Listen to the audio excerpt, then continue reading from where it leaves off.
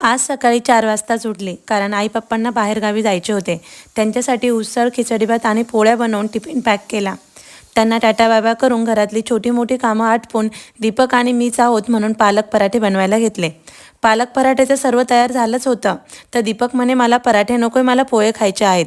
मग काय, पराठे दुपारवर पोस्टपोन करून पोहे बनवले आणि त्यांना कंपनी देखील दिली.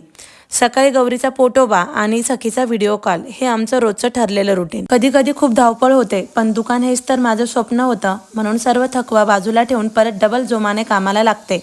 घरी आल्यावर परत काहीतरी नवीन करामती आणि खूप सारा पसारा.